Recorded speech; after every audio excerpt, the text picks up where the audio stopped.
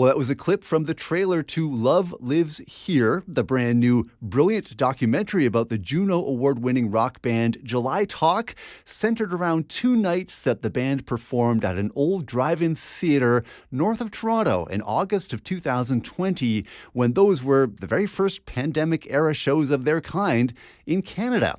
Love Lives Here, directed by Brittany Farhat, receives its ALBERTA premiere this Saturday, June 24th, as presented by Northwest Fest at Edmonton's Metro Cinema. And I am thrilled to say that we are joined right now by director Brittany Farhat here on CKUA. Brittany, congratulations on this marvelous new film, and thank you so much for making some time to be here with us this morning. Hello, thank you so much for having me, and thank you for the kind words about the film. It is so incredible. I've just seen an advanced copy of it, and it's brilliant. I can't wait for it to hit the silver screen in Edmonton. And of course, this has been a long time coming for you and for the band. Brittany, you have a long time connection with July Talk. What first attracted you as a filmmaker to wanting to chronicle this band and the spirit of their live show, which you have been doing off and on, kind of casually for many years before this project? Yeah, so about 10 years ago, when I started documenting the Toronto music scene, I was just really drawn towards July Talk and their amazing live performance. It was so explosive and energetic and really rock and roll and nothing like I've ever seen before. So yeah, I was just running around with my camera every evening and weekend, growing up in the music scene, and I was always drawn towards the band. It wasn't until the 2020 pandemic that I reached out to them personally and really expressed my interest and gratitude towards these concerts that they were putting on, which was very much an unprecedented live music event. So when I saw these posters going out on social media, when it was just like a sea of like tour cancellations and shows being canceled, I just reached out and expressed my interest to documenting the ride and this journey. There wasn't a lot of information released, so I knew it was still in the early works of planning it out and figuring it out. And that's when they invited me to come along for the ride, and I started documenting their rehearsals and the planning leading up to these shows. So yeah, it was really the first time that I met the band personally, like outside of what is the Toronto music scene, when it was really like busy and bustling back in the day. Before the pandemic. Right, pre-pandemic. You give such a visceral sense of that with this really up close and personal footage of live shows going all the way back, like more than a decade. Pretty amazing stuff. And also the tremendous access you received as a filmmaker to chronicle this thing that they did, which is a huge project. And we get a really good sense as an audience, as a sort of fly on the wall, of what a major, major effort it took and how many obstacles there were to make this come alive. Can you describe some of the barriers that and challenges that the band faced in trying to mount these two nights at the Stardust Drive-In north of Toronto? For sure. Yeah, so I think like the obvious one is just like the concept around playing a show to a bunch of cars and people social distancing, and how that was going to work and what that was going to look like.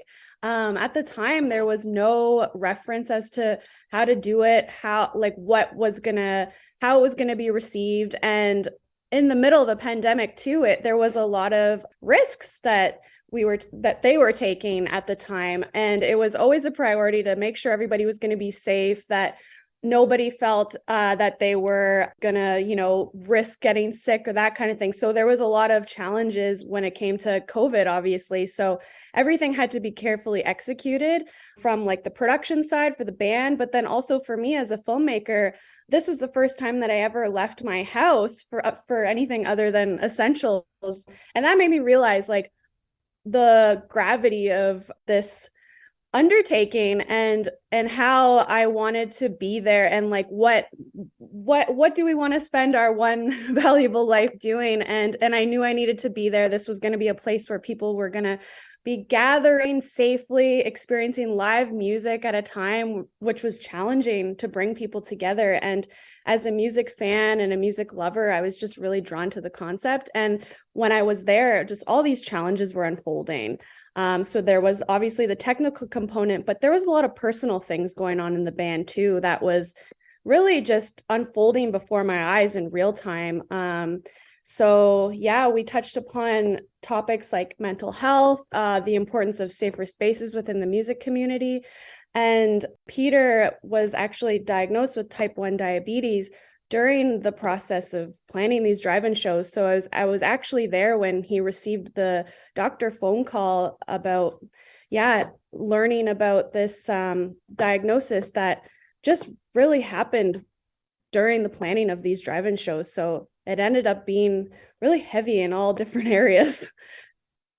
I can only imagine how much work went into this elaborate shoot, and also just pouring over years and years of archival footage as well that all goes into this feature-length film.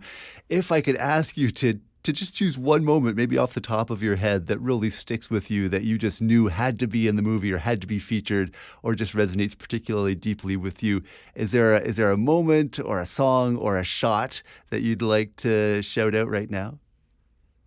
Yeah. Oh, thanks for asking. There's definitely a lot of moments. So I was like blessed with the gift of receiving hard drives and hard drives of the archives from the band over the last 10 years from all of these amazing filmmakers who have been following their journey from their first album to their most recent album. And I really got to dive in and kind of pick and choose the shots that I felt told the band's story, and then just being spoiled with this amazing live footage from the actual drive-in itself.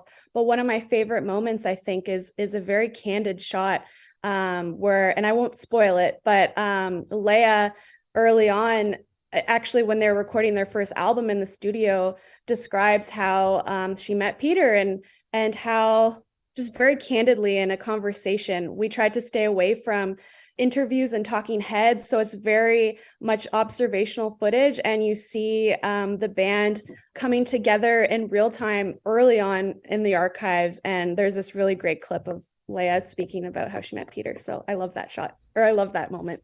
It's a pretty cute story for sure. And you're right, we should spoil it for people, but it is lovely. And in many ways, that is a great index of how deep this band goes, all the way back to the beginning in this documentary, and all the way up until the present. Once again, thank you, Brittany, for being here. And I'm so excited for this film to hit Alberta and Edmonton, Peter's old hometown, coming up on Saturday. That's awesome. So excited. Oh, thank you so much. And I hope you have a great time at the screening.